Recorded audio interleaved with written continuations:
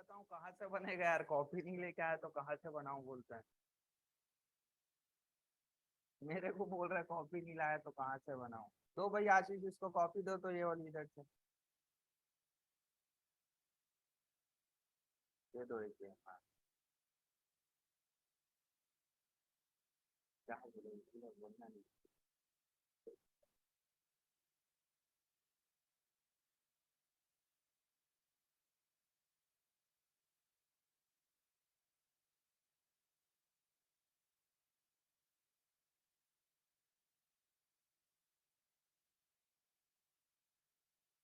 क्या हिमांशु, कैसा हुआ पेपर आज? क्या बात कर रहे हो, सीरियसली?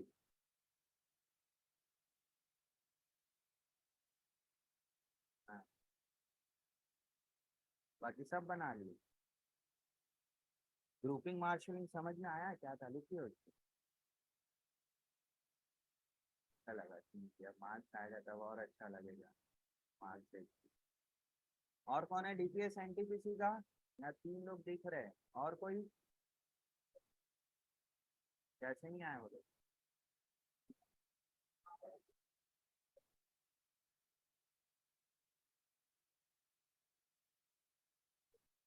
बातें।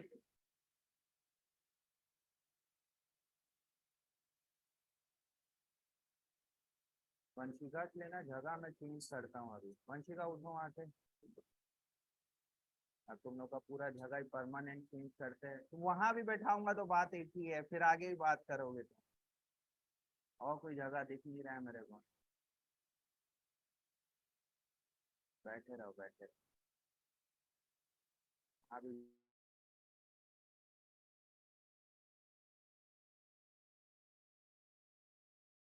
तुम लोग एक ना पहले अपना एक इमेज बना दियो 12th के लिए। जो जो कंटिन्यू तुम लोग करोगे, सीटिंग अरेंजमेंट अब बहुत अच्छे से होगा 12th।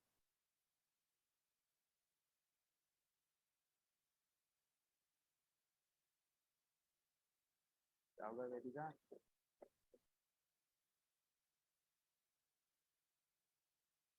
वंशिका बना तुम्हारा क्वेश्चन 16 बनाए थे, ट्राई किए हो घर पे? रजिस्ट्रेशन कर रहे हैं क्या मैडम? बन रहा है कुछ? बता रहे हो कि नहीं उसको? बताते रहते हो ना।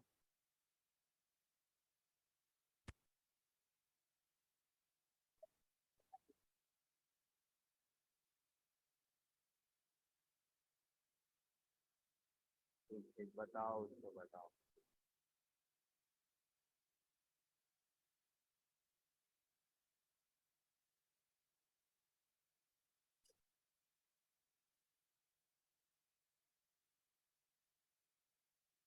बातें नहीं अपने से बनाइए। कहीं समझ नहीं आ रहा है मैडम लोग आप लोग को? मना कर रहा हूँ तो और बता बता बोल रही हो।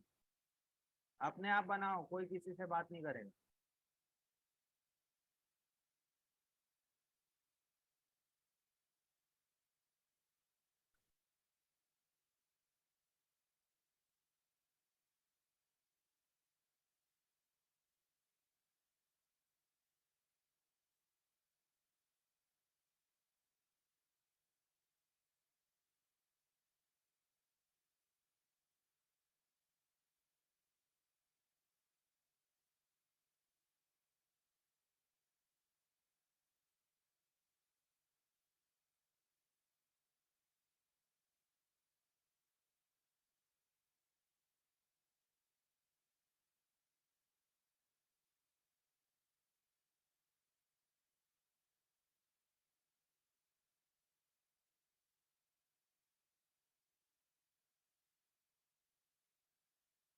अपने आप से बनाओ ना भाई।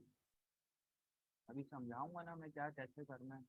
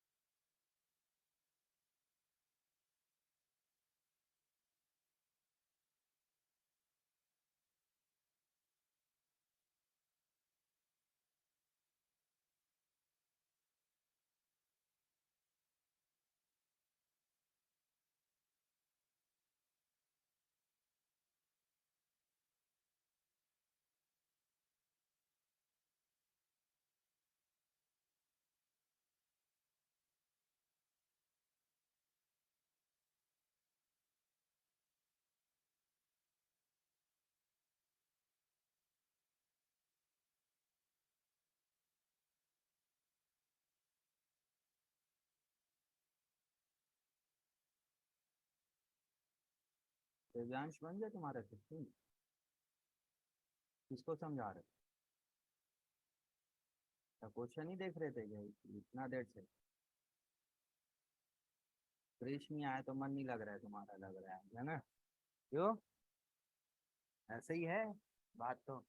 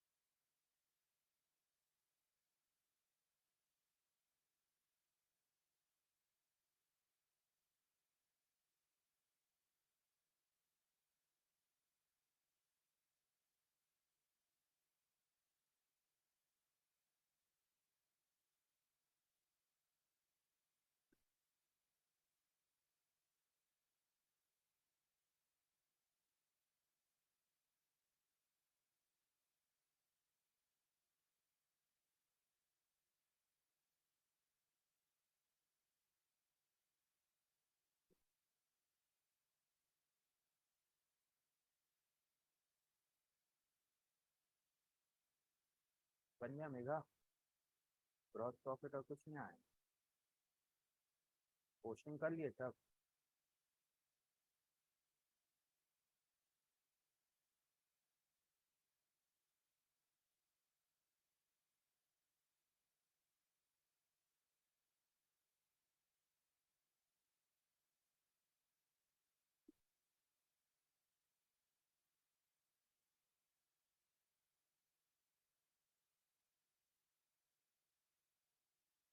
सीरियस होके बना रही है पूरी। कभी कभी बनाती है ना।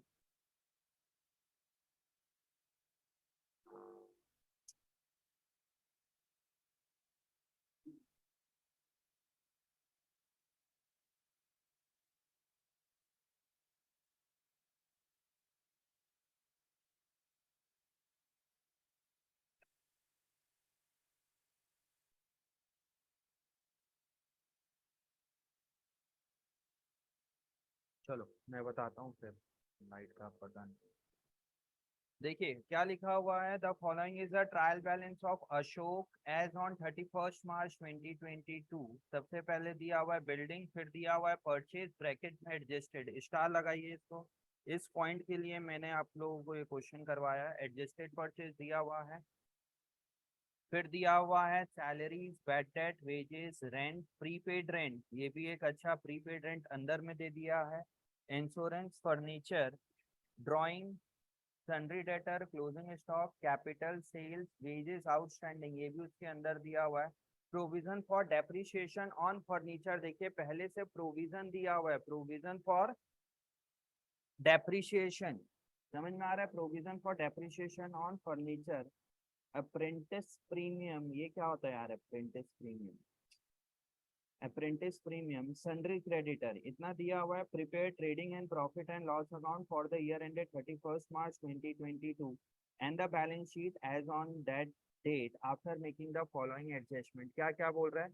Salary for the month of March 2020, salary for the year March 2022 of rupees 1000 were unpaid which are to be provided. Balance in the account include 800 in advance, मतलब सैलरी एक आउटस्टैंडिंग बोल रहा है, और क्या बोल रहा है? फ्री। और क्या है? एक एडवांस है डेट इज प्रीपेड है। फिर बोल रहा है insurance is prepaid to the extend of 2000, depreciate furniture by 10% on original cost and the building by 5%. Stock of rupees 1500 was taken by Ashok for his personal use. Make a provision for doubtful debt. Marking नहीं किया हमने, marking करते हैं। Salary पे marking करना है, double marking होगा। Salary कहाँ लिखा हुआ है? सैलरी थर्ड पॉइंट, मार्किंग करिए सैलरीज पे। फिर दिया हुआ है insurance is prepaid to the extend of 2000, insurance कहाँ दिया हुआ है? ये रहा लास्ट फोर्थ फिफ्थ पॉइंट है कुछ इंश्योरेंस।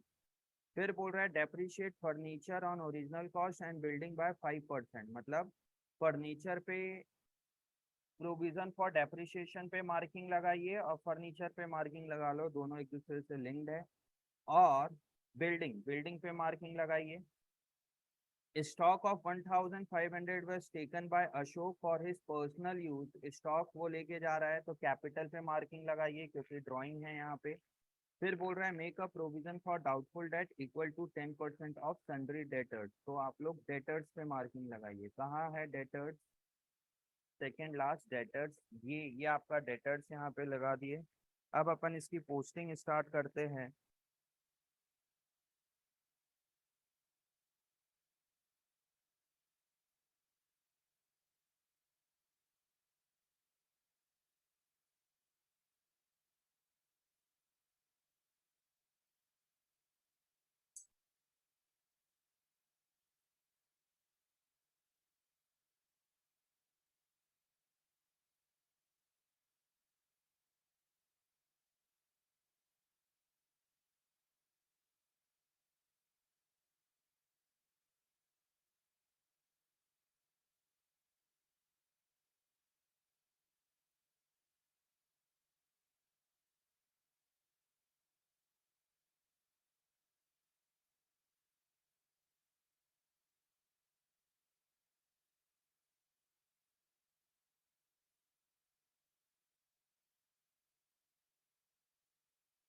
अप्रेंटिस प्रीमियम पता है किसी को क्या होता है? हाँ, कौन बोल रहा है? लायबिलिटी या इनकम क्यों? Credit side. तो सवाल ही नहीं उठता कि वो एक्सपेंस साइड जाएगा। हाँ भाई, क्रेडिट साइड भी है ना, तो एक्सपेंस कहाँ से हो गया? तो पास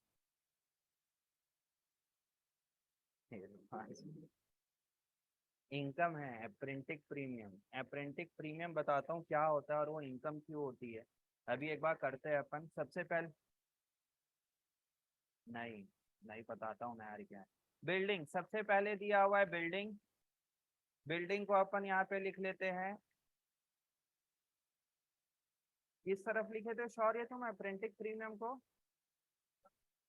तुम तो रब कर रहे हो, मैं पूछ रहा हूँ लिखे कहाँ थे कॉपी में?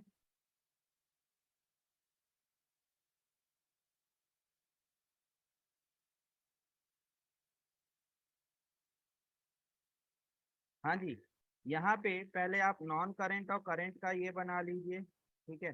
सबसे पहले अपन करेंट एसेट्स का बना लेते हैं। करेंट एसेट्स की सब हेडिंग, और एक हेडिंग क्या बन जाएगी? नॉन करेंट एसेट्स की। फिर इस तरफ क्या क्या आ जाएगा बच्चे? करेंट। अब लिखना बंद करिए, आप लोग को बहुत टाइम दे दिया हूँ। करेंट लाइबिलिटीज, और फिर आएगा यहाँ पे नॉन करेंट लाइबिलिटी।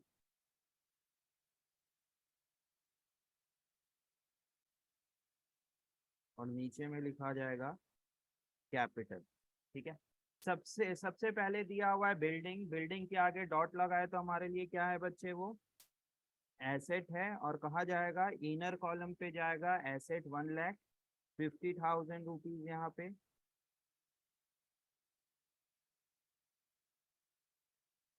बिल्डिंग के बाद दिया हुआ है परचेज, और एडजस्टेड परचेज दिया हुआ है, ध्यान देना। एडजस्टेड परचेज है तो ये यहाँ पे जाएगा आपका ट्रेडिंग अकाउंट में टू परचेज।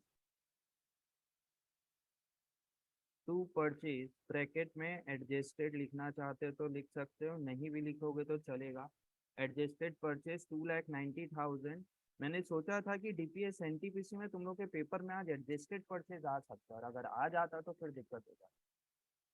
ये लोग तो मुझे बताए नहीं थे कि थ्योरी तुम लोग की 24 मार्क्स की थ्योरी है।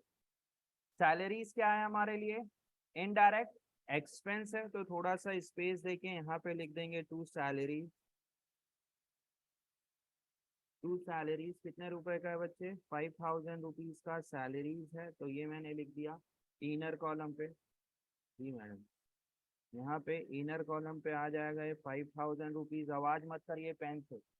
फिर दिया हुआ है बेड डेट। क्या एडिशनल बेड डेट भी दिया हुआ है क्या? प्रोविजन दिया है, एडिशनल प्रोविजन? कुछ नहीं दिया हुआ है, तो अपन बेड डेट को कहाँ लिख देते हैं? आउटर कॉलम में लिख देते हैं directly to bad debt expense है। 2,000 रुपये इनडायरेक्ट एक्सपेंस साइड यहाँ चल देगा। बेड डेट के बाद दिया हुआ है, कहाँ दिया है? दिया हुआ है क्या? ठीक ठीक है, तब आप उसको अलग से दिखा दो, जरूरी नहीं है बेड डेट में हर समय प्रोविजन ऐड हो। मुझे डेबिट साइड करना है, अलग अलग से दिखा दूंगा। अगर लिख दिए तो अननेसेसरी काट के फिर इनर कॉलम पे मत लिख। ओवर राइटिंग जितना कम करोगे उतना अच्छा है। समझ में आ रहा है? जैसे यहाँ पे अगर अगर मैं सैलरी को आउटर कॉलम में लिख देता तब मुझे लिखना ही पड़ता काट के inner column. But bed date को आउटर कॉलम में लिख दिया और बाद में पता चला प्रोविजन है, आप अलग अलग से लिख देना to to provision for doubtful debt, ठीक है। फिर आता है वेजेस। वेजेस क्या है मेरे लिए?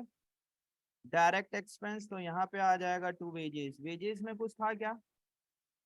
वेजेस में नहीं लिखा है ना। वेजेस 10,000 रुपीज डायरेक्ट एक्सपेंस, ये डेबिट साइड चल देगा।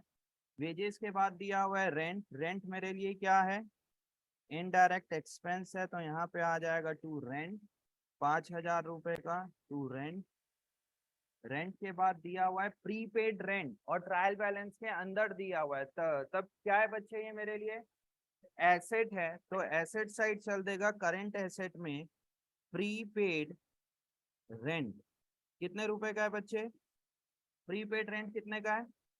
3000 रुपीज का। इसको आप अंदर यहाँ पे कुछ नहीं करोगे रेंट के साथ, क्योंकि इसका दूसरा इम्पैक्ट ऑलरेडी हुआ हुआ है। फिर क्या है? इंश्योरेंस। इंश्योरेंस हमारे लिए क्या है? Indirect expense. तो यहाँ पे आ जाएगा टू इंश्योरेंस। कितने रुपए का है बच्चे इंश्योरेंस? 5000 का। इनर कॉलम पे आएगा इंश्योरेंस। इंश्योरेंस के बाद दिया हुआ है फर्नीचर। फर्नीचर 60,000 और प्रोविजन वाला कॉन्सेप्ट है, तो आप फर्नीचर को डायरेक्टली आउटर कॉलम पे लिख सकते हो। बट आप मार्किंग कर दोगे तो सोचोगे नहीं सर इनर, एक बार लिख दीजिए इनर कॉलम, कुछ नहीं होगा, तब इसी को क्लोज करके आउटर कॉलम पे लिख देना। फर्नीचर के बाद क्या दिया हुआ है? ड्राइंग। ड्राइंग क्या होगा? कैपिटल में से माइनस होगा, तो जब ड्राइंग आएगा तो वहां पे लिख लेंगे पहले, ये जब कैपिटल आएगा तो लिख लेंगे ड्राइंग को कैपिटल में से माइनस कर देते हैं 5000। फिर दिया हुआ है सन्ड्री डेटर्स। सन्ड्री डेटर्स हमारे लिए क्या है बच्चे? एसेट है, तो यहाँ पे आ जाएगा सन्ड्री डेटर्स। कितने रुपए का है बच्चे? 25,000 रुपीज का सन्ड्री डेटर्स है। इनर कॉलम पे आएगा क्योंकि एडजस्टमेंट है। क्लोजिंग स्टॉक कहा जाएगा राधिका, यहाँ पे क्लोजिंग स्टॉक दिया हुआ है ट्रायल बैलेंस के अंदर, हमेशा दिया रहता था ट्रायल बैलेंस के बाहर। क्यों? किसमें इंक्लूडेड? एडजस्टेड में इंक्लूडेड है। इंक्लूडेड होगा तब तो हटाना पड़ेगा मुक्ति। कहा जाएगा क्लोजिंग स्टॉक? ट्रेडिंग अकाउंट में क्यों नहीं जाएगा ये? इंक्लूडेड है कि एक्सक्लूडेड है?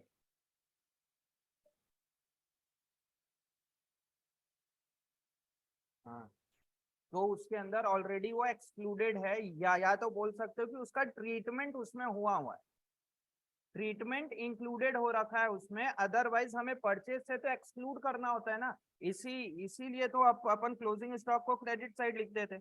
इसमें भी स्टार लगाइए क्लोजिंग स्टॉक को। आप लोग अभी समझाऊंगा कि क्लोजिंग स्टॉक ट्रेडिंग अकाउंट में नहीं जाएगा, क्यों नहीं जाएगा उसको देखेंगे। क्लोजिंग स्टॉक आपका कितने रुपए का है? 40,000 रुपीज। ये बैलेंस शीट एसेट साइड जाएगा, ट्रायल बैलेंस के अंदर दिया हुआ है तो सिंपल एक इम्पैक्ट होगा, और क्लोजिंग स्टॉक हमारे एसेट साइड जाएगा। क्लोजिंग स्टॉक के बाद क्या दिया हुआ है क्रिश? हाँ, कैपिटल दिया हुआ है। कैपिटल कितने रुपए का है बच्चे? 30,000 रुपीज का। तो यहाँ पे अपन लिख देंगे कैपिटल 30,000 रुपीज। कैपिटल के बाद दिया हुआ है सेल्स, तो ट्रेडिंग अकाउंट में यहाँ पे सेल्स आ जाएगा, बाय सेल्स। कोई दिक्कत मृदुल? 529,500 बना देंगे तो क्या, देख लेता हूँ एक मिनट। क्या बच्चे, एक बार इसी क्वेश्चन में है ना, तो रुक जाओ फिर। ठीक है, फिर क्या दिया हुआ है? Wages outstanding at the end. कहाँ जाएगा ये? लाइबिलिटी साइड जाएगा वेजेस आउटस्टैंडिंग। तो यहाँ पे आपका करंट वेजेस आउटस्टैंडिंग क्या है? लाइबिलिटी है। लाइबिलिटी है तो कहा जाएगा करंट लाइबिलिटी। वेजेस आउटस्टैंडिंग कितने रुपए का है बच्चे? 8,000 रुपीज का वेजेस आउटस्टैंडिंग। उसके बाद दिया हुआ है provision for doubt, provision for depreciation on furniture. हमने डेप्रिसिएशन जिसका अच्छे से नहीं हुआ, अब यहाँ पे वो रट्टा लगाएगा, क्योंकि आप लोगों ने इसका पूरा अकाउंट पढ़ा हुआ है, तब अपन यहीं से करते हैं इसको। वर्किंग नोट नंबर 1, पहले से provision for depreciation on furniture, ये अकाउंट बना हुआ है प्रोविजन फॉर डेप्रिसिएशन किस चीज का है? फर्नीचर। पहले से आपके पास प्रोविजन है, तब क्या आएगा? बाय बैलेंस ब्रॉड डाउन आएगा 12,000 रुपीज। इसको ट्रीटमेंट देखेंगे क्या है। अप्रेंटिक प्रीमियम, अप्रेंटिक प्रीमियम हमारे लिए इनकम होती है, अप्रेंटिक प्रीमियम हमारे लिए इनडायरेक्ट इनकम होती है बाय अप्रेंटिक प्रीमियम। अप्रेंटिक प्रीमियम क्या होती है? ध्यान देना कि जो भी ऑर्गेनाइजेशन है, जो भी जिस भी चीज पे एक्सपर्ट है, अगर अगर वो अपनी एक्सपर्टीज को जाके कहीं पे ट्रेनिंग देता है किसी को, और उसके बदले में उसको कुछ पैसा मिलता है, उसको बोलते हैं अप्रेंटिक प्रीमियम। जैसे कि साई कोचिंग सेंटर का काम क्या है? टीचिंग का, कोचिंग का है। हम यहाँ पे दे रहे हैं बट हम कहीं पे जाके एज अ गेस्ट लेक्चर दे रहे हैं या किसी ने हमें बुलाया, वहां पे हम कुछ बता रहे हैं, कुछ गाइड कर रहे हैं किसी को, और वहां से अगर कोई हमें कुछ मिल रहा है, पैसा मिल रहा है अप्रिसिएशन के पॉइंट ऑफ व्यू से, या कुछ चीजें हमें दे रहे हैं वो एज अ गेस्ट लेक्चर, उसको बोला जाता है अप्रेंटिस प्रीमियम। हर एक इंडस्ट्री में हो सकता है, जो भी जिस भी इंडस्ट्री पे बहुत एक्सपर्ट है, एक्सपर्ट है मतलब उसका सेल बहुत अच्छा हो रहा है, वेदर फैक्ट्री का काम है या मैन्युफैक्चरिंग का काम है या ट्रेडिंग का काम है, वो अपने फील्ड में बहुत मास्टर है, तब उसको कोई आके बुला सकता है कि भाई आप हमारे एम्प्लॉयज को भी आके कुछ ट्रेनिंग दीजिए, और उस ट्रेनिंग के बदले में अगर उस बिजनेस को कुछ मिल रहा है, उसको बोला जाता है अप्रेंटिस प्रीमियम। समझ में आया? अप्रेंटिस प्रीमियम क्रेडिट साइड है, कम से कम ऐसा नालायकपंती मत करो कि आप उसको एज अ एक्सपेंस लिख रहे। ठीक है, आपको अप्रेंटिस प्रीमियम नहीं पता तो आप कम से कम इनकम या लायबिलिटी साइड लिखो ना भाई।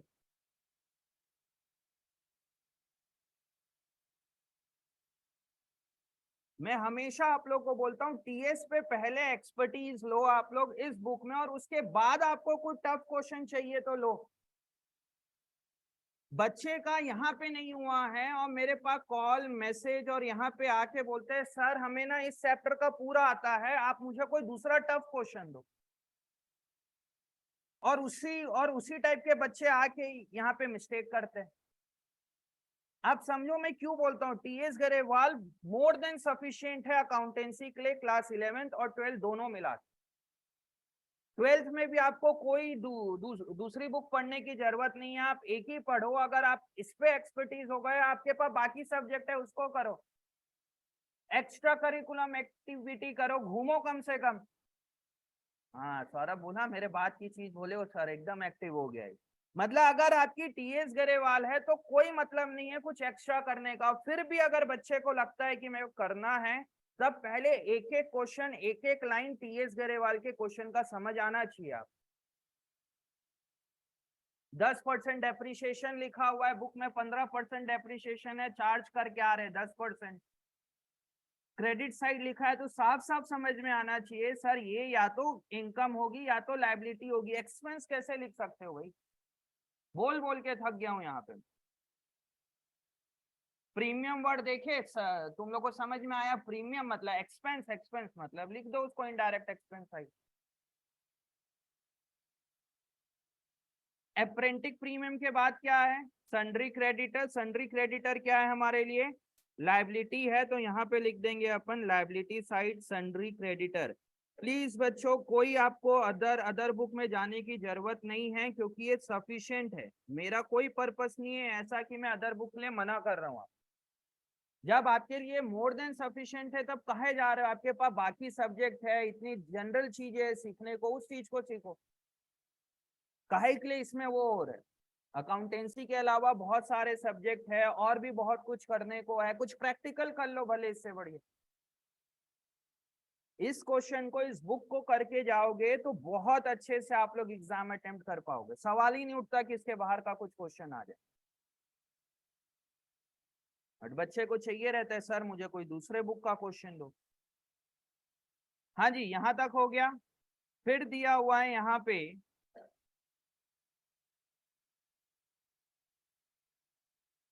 दिया हुआ है एडजस्टमेंट में आते हैं। अब एडजस्टमेंट में दिया हुआ है सबसे पहले salary for the month of March 2022 of ₹1000 were unpaid which are to be provided. Which are to be provided मतलब उसको और लिखना है। मतलब क्या ये हमारे लिए सैलरी आउटस्टैंडिंग, पूर्वी इसका क्या क्या क्या करेंगे सैलरी आउटस्टैंडिंग का?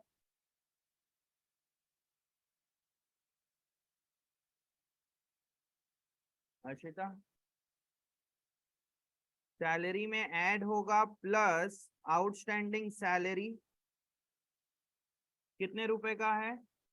₹1000 का। और सेकेंड इम्पैक्ट क्या होगा? ये हमारे लिए लायबिलिटी है तो बैलेंस शीट में जाएगा आउटस्टैंडिंग सैलरी। कितने रुपए का है था बच्चे? 1000। कितने का है ये? 1000। उसके बाद बोल रहा है balance in the account include 800 paid in advance. इसमें से 800 रुपए और क्या है? एडवांस में भी। अब आप बोलोगे सर क्या ऐसा पॉसिबल है कि सैलरी आप 1,000 का आउटस्टैंडिंग भी है, मतलब आप बोल रहे हो कि 1,000 रुपए देना बाकी भी है और 800 रुपए हमने एडवांस में भी दे दिया, क्या पॉसिबल है आदेश ऐसा? क्या कैसे पॉसिबल है? तुम ऐसा कैसे हो सकता है? 1,000 एडवांस में भी दे दिए और 800 रुपए बाकी भी है पे करना।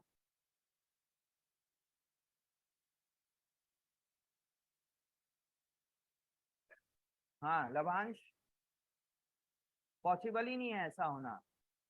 हाँ बहुत सारे स्टाफ्स होते हैं भैया बिजनेस में, तुम बोल रहे हो कि पॉसिबल नहीं है। एक एक स्टाफ को मैंने 1,000 रुपए देना बाकी है और एक स्टाफ को मैंने 800 रुपए एडवांस में दे दिया, पॉसिबल तो बिल्कुल है भाई।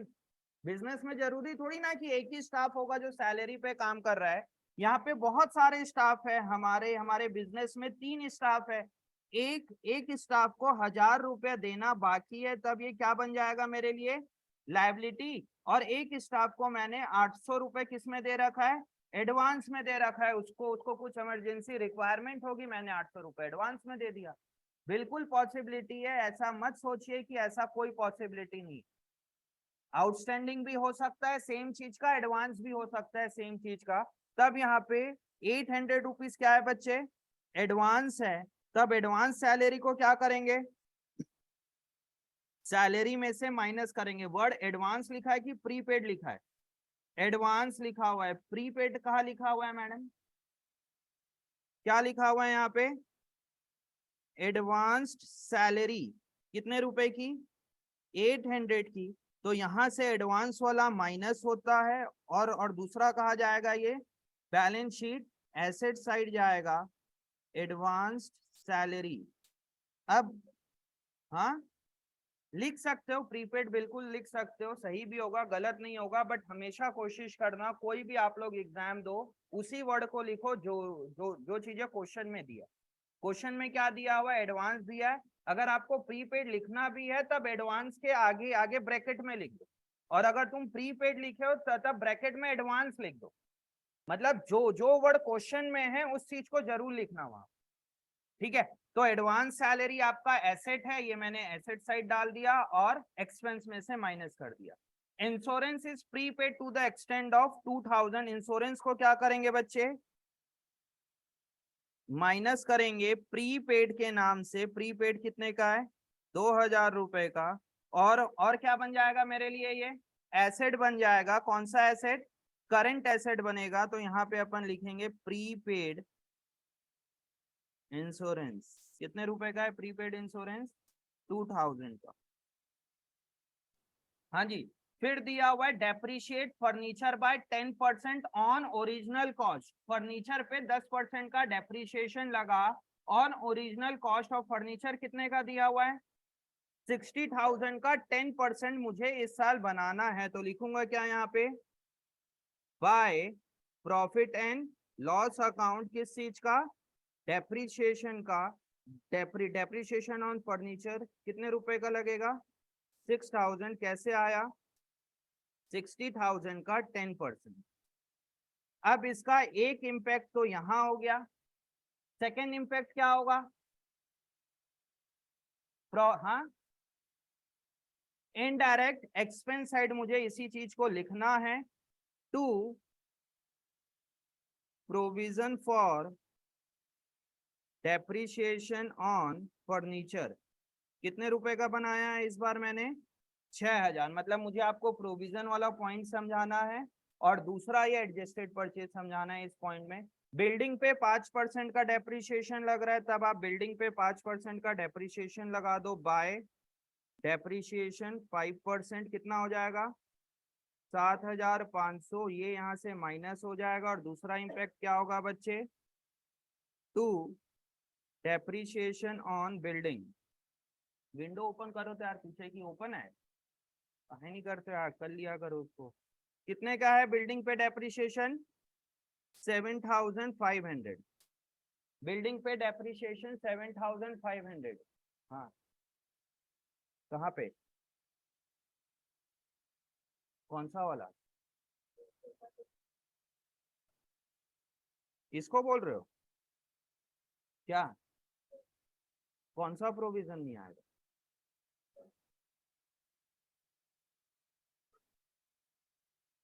हाँ। हम्म। प्रोविजन हमने बनाए हैं इस साल, इसलिए समझाता हूँ अभी ये वाला पॉइंट। तुम लोग को पूरा लिंक है ये कहाँ से, डेप्रिसिएशन चैप्टर से। आप ये अकाउंट अकाउंट समझ में आना चाहिए इस चीज को। देखो मैंने आप लोग को पहले बताया हुआ है, इसको बताऊंगा अभी। फिर दिया हुआ है stock of ₹1500 was taken bye Ashok for his personal use. इसका इसका क्या क्या करेंगे? Stock of ₹1500 way taken by Ashok for his personal use. Vedika, capital में से माइनस करेंगे, क्यों? क्योंकि ये ड्राइंग है। लेस ड्राइंग ब्रैकेट में स्टॉक कितने रुपए का? 1500 का पहला इंपैक्ट। और सेकेंड इंपैक्ट क्या होगा वेदिका?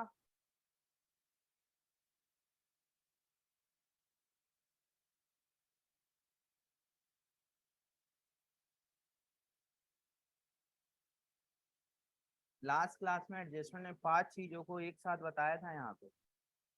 घर जाके कॉपी खोल के नहीं पढ़ना है थोड़ा सा। हाँ भाई वंशिका, परचेज में से माइनस करना पड़ेगा या तो ट्रेडिंग अकाउंट के क्रेडिट साइड दिखा दो। कितना डिटेल में बताया हुआ था उसको लास्ट क्लास में, कितना टाइम दिया था इस टॉपिक के? घर पे जाके पढ़े थे थोड़ा सा भी, जो मैं नोट्स बनवाया था उसका। और कब थी क्लास? कब थी क्लास? हाँ, ट्यूसडे आज है मैडम। संडे हो गया, मंडे हो गया, ट्यूसडे अभी सेकेंड हाफ पे क्लास है, उसके बाद जाके रिवीजन नहीं कर रहे, फिर बोलते हो सर अकाउंट में मार्क्स नहीं आते। अगर मैं बताया नहीं रहता कुछ चीजें तो समझ आता। 5 5 6 6 एडजस्टमेंट बताया हूँ सेम चीज के ऊपर लास्ट क्लास में। करेंगे क्या इसका? दो सेकेंड इम्पैक्ट, परचेज में से माइनस कर दो या क्रेडिट साइड देखिए मैंने परचेज को यहाँ पे आउटर कॉलम पे लिख दिया। अब आप क्या सोचोगे, यहाँ पे लाइन भी नहीं है। अब क्या होगा, जो चीजें मेसी हो जाएगी, या तो इसको ध्यान रखना इनर कॉलम पे रखने के लिए, या तो आप फिर इसको क्रेडिट साइड लिख सकते हो बाय ड्रॉइंग ब्रैकेट में परचेज।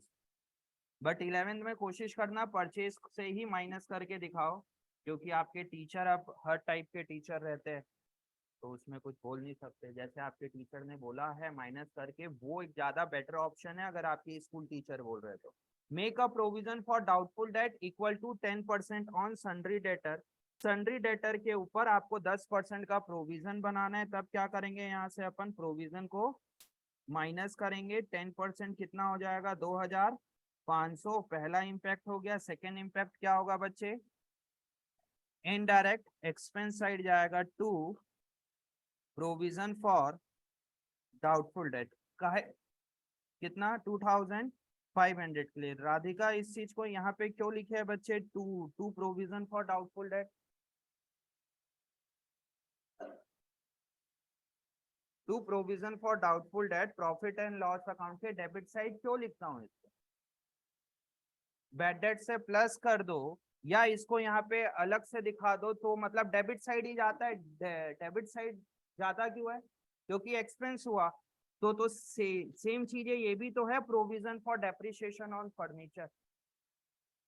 जब आपको प्रोविजन फॉर डाउटफुल डेट में डाउट नहीं है, तब आपको यहाँ पे भी डाउट नहीं होना चाहिए। और अगर provision for depreciation on furniture में डाउट है, तब आपको doubt provision for doubtful date में भी होना चाहिए कि provision for doubtful debt profit and loss account के डेबिट साइड क्यों क्यों जाता है? क्योंकि दोनों चीजें सेम है बच्चे। Provision for depreciation on furniture और प्रोविजन फॉर डाउटफुल डेट, कुछ फर्क ही नहीं है दोनों में। हाँ हाँ हाँ, ठीक। ये चीज को बोल रहे थे, ठीक। करते हैं उसको। ठीक है, यहाँ तक हो गया। सारे चीजें हमने पोस्ट कर लिया। अब लिखते हैं अपन इसका जीपी वगैरह निकालते हैं। डेबिट साइड है भी एक ही, क्रेडिट साइड। क्रेडिट साइड कितने रुपए का है बच्चे? क्रेडिट साइड कितना हो जाएगा? 31,000, इस तरफ भी कितना आ जाएगा 5,31,000। तो ग्रॉस प्रॉफिट कितना आ जाएगा, टू ग्रॉस प्रॉफिट कितना हो जाएगा 2,31,000। ये ग्रॉस प्रॉफिट यहाँ पे ट्रांसफर हो जाएगा बाय ग्रॉस प्रॉफिट 2,31,000। अब इसको यहाँ पे क्लोज करके जो जो कैलकुलेशन ओपन है इसको पहले क्लोज कर लेते हैं। कितना आ जाएगा ये 5,200। यहाँ पे कितना आ जाएगा 3,000। कुछ और बचा, बस इतना ही है। तो कितना आ रहा है क्रेडिट साइड टोटल 2,31,500। इधर भी कितना आएगा, टू पेन से आवाज मत करो, 231,500। और इधर का टोटल कितना आ रहा है 0 0 5 और 5 10 10 और 2 12 carry 1 5 1 6 2 8 8 8 plus 5 13 13 plus 3 16 16 plus 6 16 plus 6 22 22 plus 7 29 29 plus 2 31 31,200। और इधर आ जाएगा 2,31,500। 300 0 0 2,03,000 2,03,000 रुपये आएगा। ये क्या है मेरे लिए, क्या है ये नेट प्रॉफिट। तो ये आ जाएगा मेरा नेट प्रॉफिट 2,03,000। इसको क्या करेंगे अपन, कैपिटल में ऐड हो जाएगा नेट प्रॉफिट 2,03,000 रुपये। अब इसको हमें टोटल करना है, किसको टोटल करना है, बैलेंस शीट। बैलेंस शीट को टोटल करने से पहले जो भी कैलकुलेशन ओपन है पहले उसको क्लोज करते हैं। ये कितना हो जाएगा 30,000 में से 2,30,500 माइनस 6,500 कितना हो जाएगा 2,24,000, 2,24,000। इधर प्रीपेड रेंट बाहर चल दिया, सन्ड्री डेटर में कितना बच जाएगा 22,500। बिल्डिंग में कितना हो जाएगा 150 माइनस 7,500 142,500। फर्नीचर में कुछ नहीं हुआ तो 60,000 आउटर कॉलम। अब इसको टोटल करते हैं। हाँ जी, कितना आएगा 3 0 दिख रहा है, फिर आ गया 4 1 5 8 5 8 5 13 कैरी 1 2 2 4 और 1 5 2,53,000 2,53,000। फिर इस तरफ कितना आएगा, क्या फर्नीचर का डेप्रिसिएशन माइनस नहीं किया हमने, हाँ इसलिए माइनस नहीं हुआ क्योंकि मैं इसको अभी तक क्लोज नहीं किया। देखिए एक चीज ओपन रह गया, मतलब कुछ गलती होने वाली थी। यहाँ पे बता दिए, यहाँ पे क्या आ जाएगा टू बैलेंस कैरिड डाउन कितना हो जाएगा 18,000। 18,000 ये माइनस होगा फर्नीचर से, माइनस प्रोविजन 18,000। तो आउटर कॉलम में कितना चल देगा 60 माइनस 18 42। अब इसको टोटल करके देखते हैं। हाँ जी, क्या 238 228 800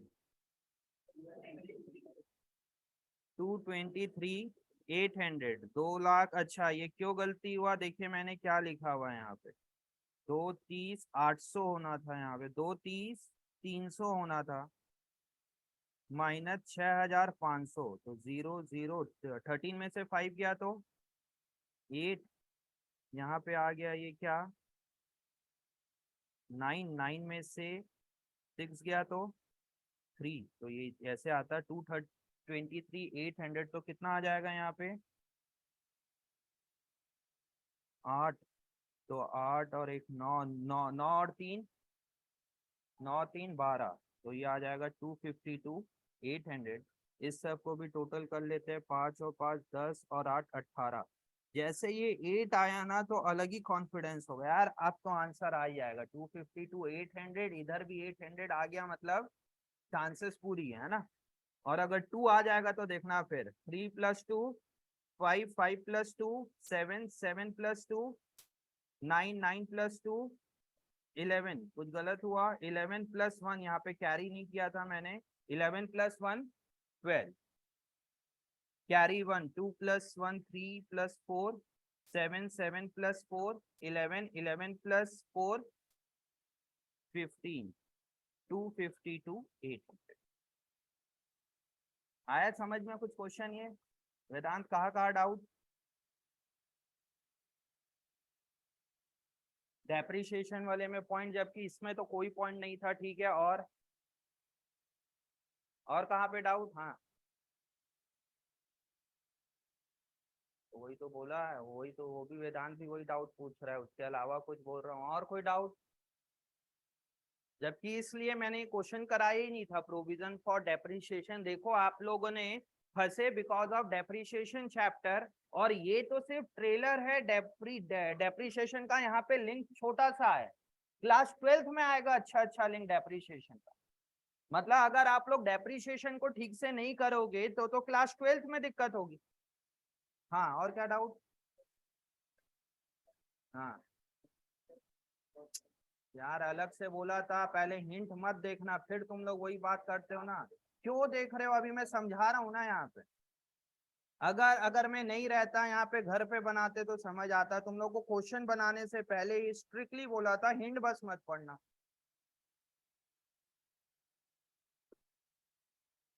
देखिए प्रोविजन फॉर डेप्रिसिएशन में आप लोग फंस गए, यहाँ पे कोई फंसने का सवाल ही नहीं उठता। यहाँ पे ध्यान दीजिए, प्रोविजन फॉर डेप्रिसिएशन का मतलब क्या है? मेरे पास एक एसेट था। कौन सा एसेट? फर्नीचर 60,000 रुपए का। अब इसमें डेप्रिसिएशन लग रहा है कुछ कुछ हर साल, बट यहाँ पे मैं फर्नीचर को माइनस ना करके एक अलग से अकाउंट बना दिया। जो भी डेप्रिसिएशन चार्ज होगा वो किस में रिकॉर्ड होगा बच्चे? प्रोविजन फॉर डेप्रिसिएशन में। हमने फर्नीचर को 2 साल पहले, 4 साल पहले, 10 साल पहले परचेज किया होगा कभी भी। जब से हमने परचेज किया उसके ऊपर आज तक का डेप्रिसिएशन कितना लगा हुआ है? प्रोविजन फॉर डेप्रिसिएशन फर्नीचर पे पहले से कितना लगा हुआ है? 12,000, जो आपको ट्रायल बैलेंस के अंदर दिया हुआ है। मतलब पहले से मेरा प्रोविजन 12,000 का बना हुआ है। इस साल कितने का प्रोविजन बनाने बोल रहा है? 6,000 का इस साल बनाने बोल रहा है। बताइए उसकी एंट्री या इस 6,000 को कहां से लेके आऊंगा? प्रॉफिट एंड लॉस से ही तो आएगा। एंट्री क्या पास होती है? देखिए इसकी इसकी एंट्री पास होती है provision for depreciation account debited to यहाँ पे ये एंट्री पास नहीं होगी, यहाँ पे एंट्री पास होगी depreciation account debited to provision for depreciation account. और ये डेप्रिसिएशन कहाँ ट्रांसफर हो जाएगा? प्रॉफिट एंड लॉस अकाउंट पे ट्रांसफर हो जाएगा। Profit and loss account debited to depreciation account, ये यहाँ ट्रांसफर हो जाएगा। मैंने जो 6,000 का डेप्रिसिएशन बनाया, इस डेप्रिसिएशन से बताइए मैं फर्नीचर को कम करूंगा कि प्रोविजन बढ़ाऊंगा?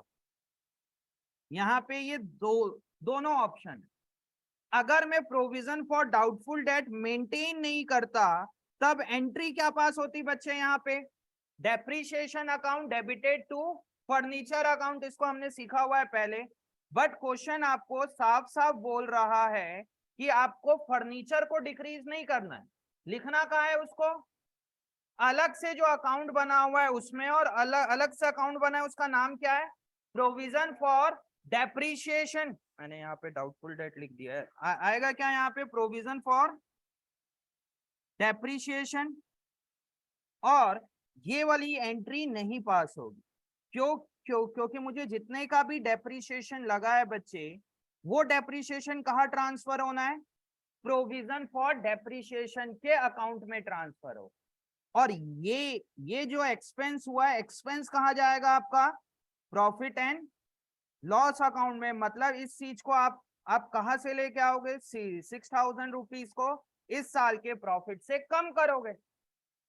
मतलब टोटल इसके ऊपर डेप्रिसिएशन कितना लग चुका है अभी तक? टू बैलेंस कैरिड डाउन 18,000 रुपए, और ये आपका अकाउंट क्लोज हो जाएगा। इसीलिए आप रट्टा लगाओगे तो बहुत प्रॉब्लम होगी प्रोविजन फॉर डाउटफुल डेट में भी और प्रोविजन फॉर डेप्रिसिएशन में भी, दोनों में बहुत प्रॉब्लम होने वाली।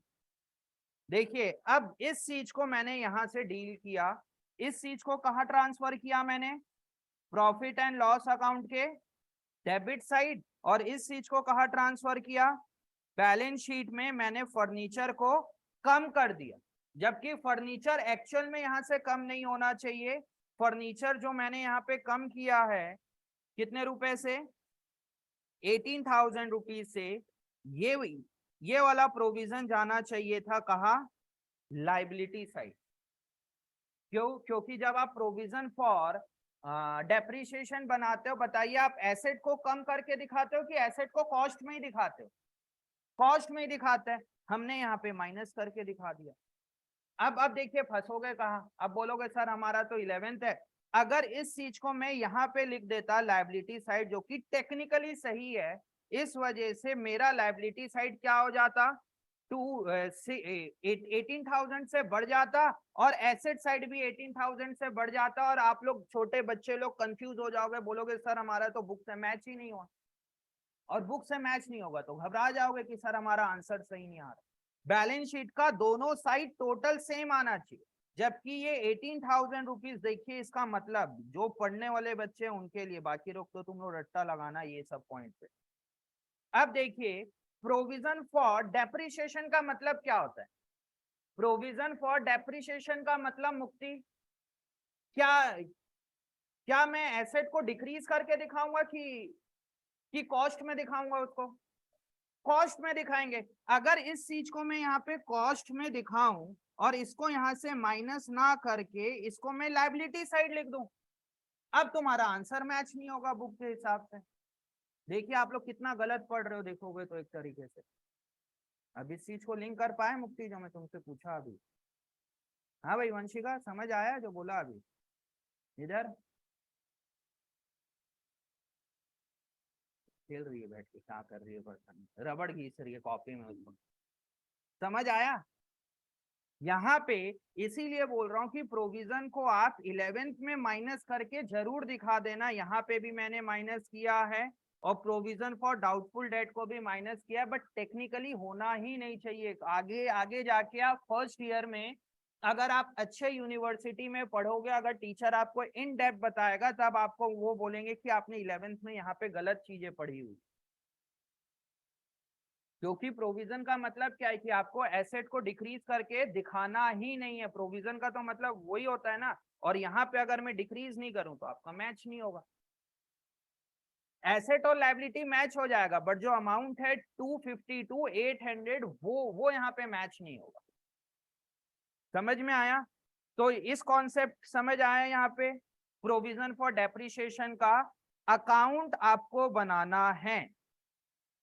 और दूसरा अगर आपको रट्टा लगाना है इसमें, तो प्रॉफिट एंड लॉस अकाउंट पे इस साल जो आपने प्रोविजन बनाया है डेप्रिसिएशन का, तो यहाँ पे लिख दीजिए provision for depreciation on furniture, या इसकी इसकी जगह आप लोग ये भी लिख सकते हो to depreciation on furniture current year का जो 6,000 है वो।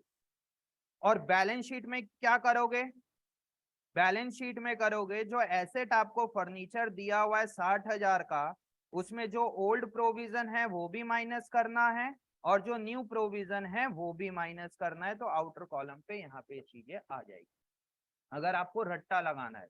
बट आपको रट्टा नहीं लगाना, और प्लीज इस चीज को तो आपने पूरा एक चैप्टर पढ़ा हुआ है, अगर provision for depreciation trial balance के अंदर दिया हुआ है तो इट्स रिक्वेस्टेड कि आप उसका वर्किंग नोट बनाइए।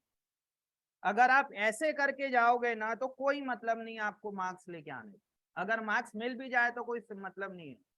अगर provision for depreciation trial balance के अंदर दिया हुआ है तो प्लीज उसका वर्किंग नोट में एक अकाउंट ओपन करिए और वहां से डील करो। समझ में आया? और इसमें जो दूसरा कॉन्सेप्ट था एक एडजस्टेड परचेज वाला, जो सबसे इंपॉर्टेंट है इस क्वेश्चन के लिए, और एक नया एडजस्टमेंट है ये एडजस्टेड परचेज।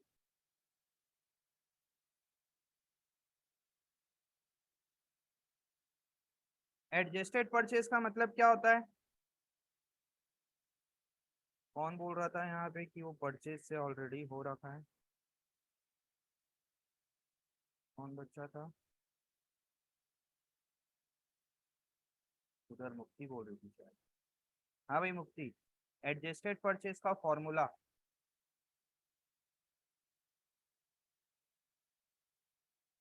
क्यों होता है ऐसा?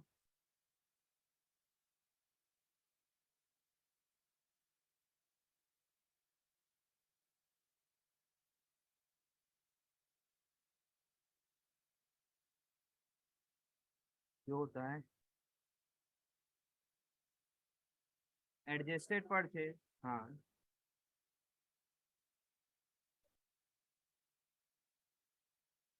हाँ जी, ये फॉर्मूला होता है एडजस्टेड परचेज का, opening stock plus purchase minus closing stock. ठीक है, अब देखिए यहाँ पे क्या बोलना चाह रहा हूं मैं। ये ऐसा फॉर्मूला लिखा हुआ है, इसका क्या मतलब है इसको समझने के लिए पहले आपको ट्रेडिंग अकाउंट को डेप्थ में और समझना पड़ेगा। डेप्थ में क्या, इसी के नीचे लिखूंगा तो समझ में आएगा। लिखना बंद करिए भाई साहब। एडजस्टेड परचेस बहुत इंपॉर्टेंट कॉन्सेप्ट है, बहुत बार आप लोग को आगे इंटरव्यू वगैरह में भी पूछा जाएगा ये चीजें, तो ध्यान से समझना एडजस्टेड परचेस के लिए। ये अपन बनाते हैं ट्रेडिंग अकाउंट। ट्रेडिंग अकाउंट में लिखते क्या है अपन यहाँ पे? To opening stock, to purchases minus purchase return. ये आ गया आपका ओपनिंग स्टॉक, सपोज 10,000, परचेज हमने किया 60,000, परचेज रिटर्न हो गया 5,000, तो कितना चल देगा आउटर कॉलम में? 55। इस चीज को अपन बोलते हैं परचेज माइनस परचेज रिटर्न को क्या बोलते हैं? Net purchase. इसीलिए मैंने यहाँ पे नेट वर्ड यूज किया है। नेट मतलब परचेज में अगर परचेज रिटर्न है उसको माइनस करने के बाद वाले परचेज को लेना। ठीक है, और यहाँ पे क्या लिखते हैं बच्चे अपन? By closing stock. सेल तो लिखता है बट सेल, सेल का रोल नहीं है यहाँ पे। ठीक है, ये चीजें हम यहाँ पे करते हैं ऐसा। इसका मतलब क्या हो रहा है यहाँ पे? एक बार के लिए मैं यहाँ पे परचेज रिटर्न भी हटा रहा हूँ, नहीं तो थोड़ा सा आप लोग को अगर परचेज रिटर्न दिया रहेगा तब माइनस कर देंगे। यहाँ पे इस चीज को रीड करिए और इसका मतलब क्या हो रहा है। यहाँ पे ये बोला जा रहा है, अब मैं इसको क्वांटिटी में लिखता हूँ। सपोज मेरे पास 10 क्वांटिटी का गुड्स पहले से था, मैंने 60 क्वांटिटी और परचेज किया, तो कितना हो गया मेरे पास? 70। 70 क्वांटिटी मेरे पास थी गोडाउन में, साल में स्टार्टिंग में या मिड में, और साल के एंड में मेरे पास बची हुई है 10 क्वांटिटी। तब क्या करता हूं, उसको मैं माइनस कर देता हूं। मतलब जब आप इसको ओपन करके देखोगे तो दिखेगा क्या? 10 क्वांटिटी प्लस 60 क्वांटिटी, इसको 10 है तो इसको थोड़ा चेंज कर देते हैं, इसको कर देते हैं 15, माइनस 15 क्वांटिटी। इसका मतलब क्या हो रहा है कि 10 क्वांटिटी मेरे पास ओपनिंग स्टॉक पहले से थी, 60 क्वांटिटी मैंने और परचेज किया, कितना हो गया? 70। 70 में 15 यूनिट बची हुई है, मतलब क्या हो गया? 70 माइनस 15, 55। इसका मतलब क्या हो रहा है ये कि इस क्वांटिटी को मैंने सेल किया होगा, तो इसी को बोलते हैं एडजस्टेड परचेज। अब बोलोगे सर इस क्वांटिटी को आप सेल कर रहे हो बट वर्ड परचेज क्यों यूज कर रहे हो? एडजस्टेड परचेज समझने की कोशिश करिए। यहाँ पे सेल ठीक है, ये 55 यूनिट सेल हुई है, एग्री, बट इसका मतलब क्या हो रहा है कि भाई यहाँ पे अगर मैंने 50 यूनिट सेल किया, समझना जो शुरू में भी बताया था, सेल कितना किया मैंने? 50। इसमें से मैंने परचेज कितना किया था? 60, माइनस ओपनिंग कितना था मेरे पास? 10, और यहाँ पे मेरे को कुछ लॉस आ जाता। और फिर अपन क्या करते थे बच्चे इसमें? क्लोजिंग स्टॉक को क्या कर देते थे? प्लस कर देते थे। और फिर अगर आप लोग को याद हो, स्टार्टिंग में मैंने बताया था कि आप क्लोजिंग स्टॉक को क्लोजिंग स्टॉक को प्लस क्यों करते हो? यहाँ पे क्लोजिंग स्टॉक को मैं लास्ट में प्लस क्यों करता था? यहाँ पे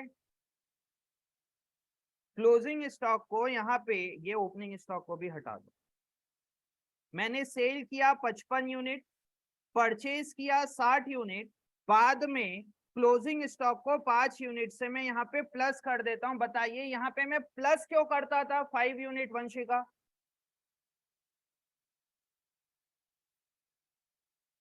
सही बोल रहे हो बट लॉजिक सही नहीं है। मैं बहुत डिटेल में कुछ और बताया था कि मैं क्लोजिंग स्टॉक को बाद में 5 यूनिट से परचेज उसको प्लस क्यों करूंगा?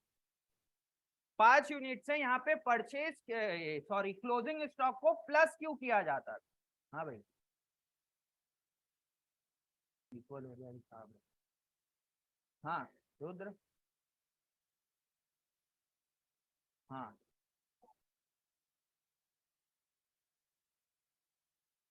वेदांत। हाँ क्या? क्योंकि वो नेक्स्ट ईयर फॉरवर्ड होगा। मृदुल, मैं इस टाइप का बताया था, याद है? चलो ये भी अगर आपको डाटा वो लग रहा है, सपोज मैंने 10 यूनिट सेल किया, सोल्ड कितना किया? 10 यूनिट। मैंने परचेज किया था 40 यूनिट। परचेज कितना किया था मैंने?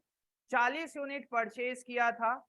और फिर मैं यहाँ पे प्लस कर दूंगा क्लोजिंग स्टॉक 30 यूनिट। बताइए क्लोजिंग स्टॉक को यहाँ पे प्लस क्यों कर रहा हूँ? राधिका, नींद आ रही है मैडम को, बताइए यहाँ पे प्लस क्यों कर रहे हैं? दिमाग नहीं लगा रहे हो ना आज?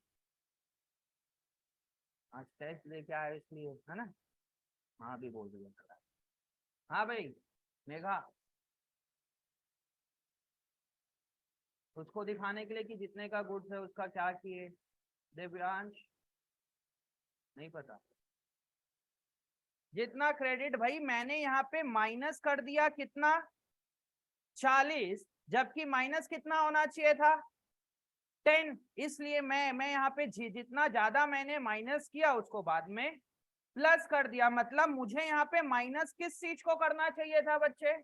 जिस चीज को आप सेल कर रहे हो, इसी को तो बोलेंगे अपन एडजस्टेड परचेज, कि मैं उसी चीज को माइनस करूंगा जिस चीज को मैं सोल्ड कर रहा हूं। इसीलिए यहाँ पे एडजस्टेड परचेज में ये एक फॉर्मूला यहाँ पे बन के आ गया। एडजस्टेड परचेज का फॉर्मूला कहा गया है, ये रहा कि भाई देखिए, आप ट्रेडिंग अकाउंट को ओपन करके देखोगे तो दिखेगा क्या यहाँ पे? Opening stock plus purchase minus closing stock. मतलब एडजस्टेड परचेज में क्या क्या इंक्लूडेड है?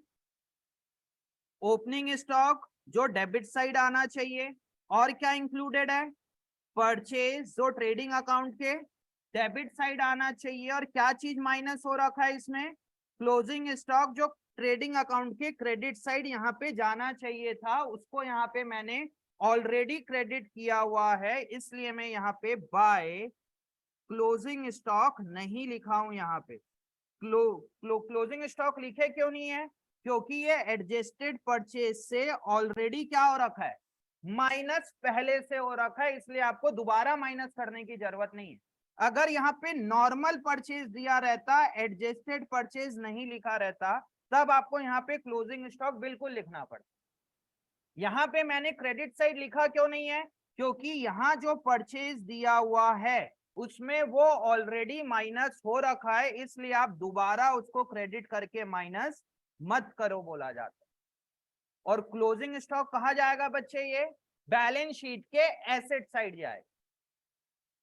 बुक के टॉप ऑफ द पेज लिखिए एडजस्टेड परचेज का फॉर्मूला। आप लोग को याद होगा, मैंने इस चीज को आप लोग को वहां पे भी लिखवाया हुआ है। कौन से चैप्टर पे? ट्रायल बैलेंस पे। और वहां पे एक चीज और लिखवाया था, याद है? एडजस्टेड परचेज के नीचे किसी को याद है? COGS, cost of good sold. कुछ याद है मेरे? तो लिखवाया था ऐसा। कहाँ से याद होगा सर, इतना पुरानी चीज है।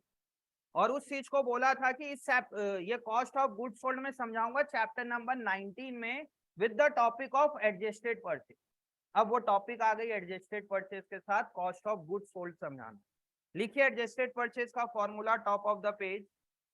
Closing stock plus purchase minus opening stock plus purchase minus closing stock. ये फॉर्मूला आप लोग लिखेंगे। Opening stock plus purchase minus closing stock. उसी के नीचे एक फॉर्मूला और लिखिए, COGS।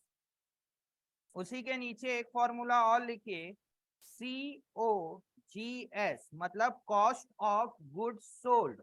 इसका फॉर्मूला होता है opening stock plus purchase plus direct expense, purchase के आगे नेट वर्ड लगा लेना, opening stock plus net purchase plus direct expense minus closing stock. इसको बोला जाता है cost of goods sold, COGS, cost of goods sold.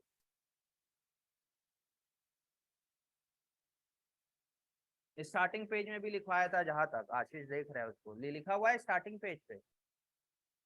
सब कोई बुक में देखो तो आपके स्टार्टिंग पेज पे लिखा हुआ था, लिखा हुआ है क्या, कॉस्ट ऑफ गुड्स सोल्ड और एडजस्टेड परचेज। बट किसी को मतलब ही नहीं, हाँ नींद आ रही है आज की क्लास में। जिस दिन कॉन्सेप्ट अच्छे अच्छे रहते हैं ना उस दिन और नींद आती है। बहुत से बच्चे को देख रहा हूँ ऐसे बैठे हुए हैं जैसे यार सर आज बोरिंग हो रही है क्लास, है ना। हाँ, सबके पास ऑप्शन है NEPS वाले। क्यों क्यों थक के आए हो, क्या था स्कूल में? तुम लोग के स्कूल वाले तो प्लांट ही नहीं खत्म होता, प्लांट ले लेके जाते हो तो पैर दर्द हो जाता है बोलते हो, और फिर क्लास की छुट्टी कर देते हो।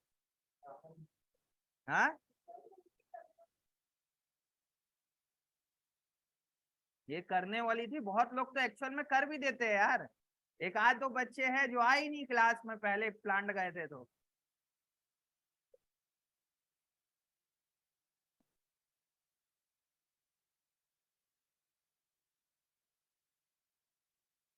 हाँ जी, cost of goods sold, important topic ये भी। कॉस्ट ऑफ गुड्स सोल्ड का मतलब, कॉस्ट ऑफ गुड्स सोल्ड का मतलब क्या हो रहा है हिंदी में लाभांश? कॉस्ट ऑफ गुड्स सोल्ड का मतलब जितने में आप सामान बेच रहे हो उसको सेल्स बोला जाता है। कि कितना परसेंट आया था 10th में? जितने में आप सामान सोल्ड कर रहे हो उसको तो सेल्स बोला जाता है।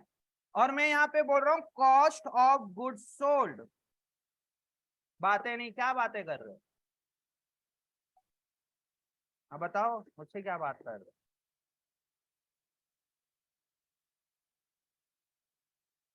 क्या था टॉपिक जो तुम मुझसे बात कर रहे हो? यहाँ पे एक पॉइंट था ना, कौन सा वाला, stock of ₹1500 was taken by the owner for his personal use. Vedika समझ भी नहीं पा रही कि क्या बोलना चाह रहा हूँ मैं। हाँ, और उस चीज का मतलब नहीं पता है, और डिस्कशन किया जा रहा है कॉस्ट ऑफ गुड सोल्ड का। हाँ जी, कॉस्ट ऑफ गुड सोल्ड का मतलब, हाँ उन्नति, जितने का गुड्स बिका, हाँ ऐसा बोल सकते हो। मतलब जो जो गुड्स मैंने सोल्ड किया है उसकी कॉस्टिंग कितने की पड़ी। भाई मेरे मेरे पास ये पेन है, इस पेन का मैं ट्रेडिंग करता हूँ, लैपटॉप की ट्रेडिंग कर रहा हूँ सपोज, जो भी है। अब इस पेन को मैंने परचेज किया 5,000 में, बट बताइए इसको सोल्ड भी 5,000 में ही करूंगा क्या? अब ये 5,000 में मैंने मंगाया, इसमें कोरियर चार्ज लगा, इसमें वेजेस लगा, इसमें और भी छोटे मोटे खर्चे होंगे, और मैंने 6,000 में सोल्ड किया। जिस चीज को आप 6,000 में सोल्ड करोगे, बताइए उसकी कॉस्ट कितनी है? 5,000 बिल्कुल नहीं बोल सकते आप। 5,000, 5,000 की तो सिर्फ परचेजिंग प्राइस है ना। इसमें इसमें बहुत सारे डायरेक्ट एक्सपेंसेस भी तो लगे होंगे। मतलब जो आपने यहाँ पे सेल किया है, 3-4 क्वांटिटी होगी, उसमें ओपनिंग स्टॉक 2 यूनिट होगा, परचेज आपका 4 यूनिट होगा, और बहुत सारे डायरेक्ट एक्सपेंसेस भी लगे होंगे, लाइक वेजेस लगा होगा, और क्या लगा होगा, कैरियज इनवर्ड्स लगा होगा, और बाद में जाके कुछ चीजें आपके पास 1 यूनिट बच गई। इसका मतलब क्या हो रहा है कि भाई opening stock plus purchase direct expense is also a part of the cost of goods sold. क्योंकि जो आप डायरेक्ट एक्सपेंस दे रहे हो, बताइए दिल्ली से मैंने एक 50,000 रुपए का एक गुड्स मंगाया, ठीक है, परचेज कितने का किया मैंने दिल्ली से ये आइटम को? 50,000। उसने उस चीज का कोरियर चार्ज लिया 5,000 रुपए, पैकिंग चार्ज लिया उसने, पैकिंग चार्ज लिया 2,000 रुपए, और यहाँ पे कोरबा में आने के बाद मैंने उसको अनलोडिंग चार्ज दिया 1,000 रुपए। बताइए मेरे को गुड्स कितने का पड़ा? 58,000 का कि 50,000 का? 58,000 का ये आपको गुड्स पड़ा। और सपोज यहाँ पे मानिए कि ये सारे गुड्स है 6 यूनिट है और मुझे इसकी कॉस्ट ऑफ गुड्स सोल्ड और मैंने 4 यूनिट को सोल्ड कर दिया, 4 यूनिट को मैंने सोल्ड कर दिया। बताइए इसका कॉस्ट ऑफ गुड्स सोल्ड कितना होगा? क्या होगा? ओपनिंग स्टॉक जो होगा वो plus purchase plus direct expense, इसमें से जो दो यूनिट अनसोल्ड गुड्स है उसको आप माइनस कर दोगे, तब क्या आ जाएगा कि जो गुड्स को आपने सोल्ड किया उसका कॉस्ट कितना था। इसीलिए कॉस्ट ऑफ गुड्स सोल्ड का फॉर्मूला क्या होता है? Opening stock plus purchase plus direct expense. क्यों? क्योंकि direct expense is also a part of the cost of goods sold minus closing stock. और एडजस्टेड परचेज का फॉर्मूला क्या होता है? Opening stock plus purchase minus closing stock. बच्चे ना ये दोनों फॉर्मूला में देख के कंफ्यूज हो जाते हैं। कॉस्ट ऑफ गुड सोल्ड में डायरेक्ट एक्सपेंस इंक्लूडेड क्यों होता है? समझ आया अभी जो एग्जांपल दिया यहाँ पे? और एडजस्टेड परचेज में तो सवाल ही नहीं उठता डायरेक्ट एक्सपेंस का। कुछ समझ आया? कुछ कुछ चीजें ठीक है। इसमें जो जो आप लोग का एरर है, जो चीज सही नहीं है उसको सही कर लो। जो मैंने यहाँ पे लिखा हुआ है, बहुत लोग लिख रहे थे मेरे साथ साथ, इसीलिए आप लोग का मैक्सिमम हो गया होगा। कई लोग का, जिनका नहीं हुआ है आप लोग सही करिए। और अभी कोई बातें नहीं। मृदुल तुम कोई डाउट पूछ रहे थे बीच में।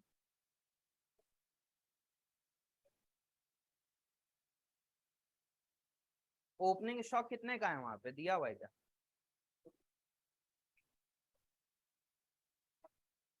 वहां पे दिखा के लिख सकते हो, बट ऐसा कोई बुक में और ऐसा नहीं है। बट तुम बोल रहे हो तो एक अच्छा पॉइंट है कि अगर किसी को समझाना है तब आप यहीं पे लिख के समझा सकते हो। एडजस्टेड परचेस मतलब क्या है बच्चे? ये ओपनिंग स्टॉक भी है प्लस परचेज भी है माइनस क्लोजिंग स्टॉक भी। इस चीज को यहाँ पे मेंशन, बट आपको पहले मेन हेडिंग में तो परचेज ही लिखना पड़ेगा, नीचे ब्रैकेट में ऐसे मेंशन कर दो।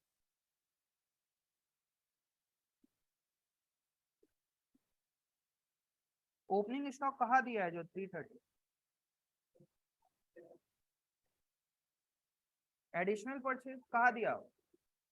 एडजस्टेड परचेज में तो ओपनिंग ऑलरेडी इंक्लूडेड रहता है। हाँ। हम्म। यार फिर तो दो दो चीजें साइलेंट हो गई यहाँ पे,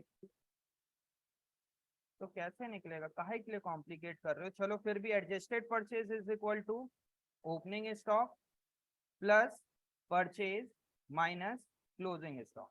एडजस्टेड परचेज आपको यहाँ पे दिया हुआ है, देखो ये भाई साहब क्या बोल रहे हैं। एडजस्टेड परचेज दिया हुआ है 290, यहाँ पे ओपनिंग स्टॉक भी साइलेंट है, परचेज भी साइलेंट है, minus closing stock. Closing stock कितने का दिया हुआ है? 40,000। आई थिंक, मुझे नहीं लगता होगा मैथ्स में इस टाइप की चीजें आप सॉल्व कर सकते हो अगर दो चीजें साइलेंट है तो। और अगर दिया नहीं है कि x जो है वो y का डबल है या हाफ है, इसके इसके बारे में कुछ नहीं बोल रहा है, तब आप x और y को कैलकुलेट कैसे कर सकते हो? ठीक है, x प्लस वाई को आप लोगे 290 minus 40 is equal to 250 plus 50, sorry minus है तो कितना हो जाएगा? 330। 330 is equal to opening stock plus purchase. पर एडजस्टेड परचेज में तो क्लोजिंग स्टॉक माइनस होना है, तो आप बोल रहे हो 330 माइनस 40 करोगे तो 290 घूम फिर के वही आ रहा है। आप घुमा क्यों रहे हो इतना सारा चीजें यहाँ? नहीं नहीं, बिल्कुल नहीं लिखना वैसा। अभी समझ आया? हाँ इधर शौर्य, तुम कुछ जल्दी लिखते रहो आप लोग यहाँ पे जो जो गलती है। शौर्य तुम बीच में पूछ रहे थे, हैंड रेज किए थे जब। हाँ, जिसका जिसका हो गया है आप लोग जा सकते हो। अगली क्लास छुट्टी मत करना, कुछ कुछ पॉइंट्स बताना है और फिर ये क्लास को अपन अगली क्लास या next to next class wind up कर देंगे ये वाले चैप्टर को। मतलब इस वीक और ना संडे को आप लोग का टेस्ट है। टेस्ट चैप्टर नंबर 19 और चैप्टर नंबर 3। और पेपर थोड़ा सा लेंदी है तो आप लोग थोड़ी सी अपनी स्पीड बढ़ा के रखेंगे। हाँ, 18 नहीं आएगा। 18 क्यों कर रहे? थ्योरी आएगा, मतलब पढ़ लीजिए चैप्टर नंबर 18, चैप्टर नंबर 19 और चैप्टर नंबर 3। क्योंकि 19 में मेरे लिए 19 मतलब एक ही चैप्टर है, 18 और 19 मिला के, वो अलग अलग तो सब। अच्छा हुआ राधिका ने बोल दिया, क्योंकि 18 की थ्योरी आएगी, आएगी बिल्कुल आएगी। नहीं यार, नहीं नहीं, क्या होता है, तुम्हारे हिसाब से चलूंगा अब मैं। चैप्टर नंबर 18, 19 और चैप्टर नंबर 3, जिसका हो गया जा सकते हो, बट लिख के जाना प्लीज।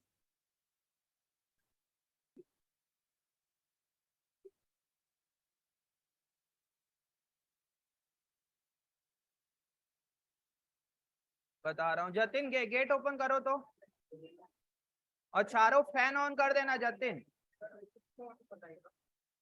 रिसीव मतलब आ रहा है, इनकम साइड आएगा। और क्या बैलेंस शीट दिखाऊं, लिख लियो बैलेंस शीट। क्या कर रहे हो यार तुम, एकदम से ना इतना ऐसा मैसेज करके बोलते हो सर मेरे को एक्स्ट्रा क्वेश्चन क्यों किए थे रात के, मतलब वो चीजें मेरे को देने में वो या बोलने में नहीं, टीएस में तुम्हारे लिए बोल रहा था, हाँ पता था ना। मैं जानबूझ के किसी नाम नहीं लेता, बट इसकी कोई सेंस ही नहीं है ना। तुम इस चीज को नहीं बना पा रहे हो, और कई सारी चीजें गलती होती है तुम, और अपने आप को वो करते हो कि मैं तो ये भी कर लूँ वो भी कर लूँ, कितना है पहले उसको तो करो। समझ रहे हो, मैं खाली इसी के लिए छोड़ रहा हूँ बच्चा कॉम्पिटेंसी के लिए, मैं बाकी सब्जेक्ट में भी इस चीज को इम्प्लीमेंट करिए। तुम बहुत ज्यादा पैनिक और वो हो जाते हो कि मेरे को ये भी कर लूँ वो भी कर लूँ, सारी चीजें इस टाइप का करने से कोई मतलब नहीं है।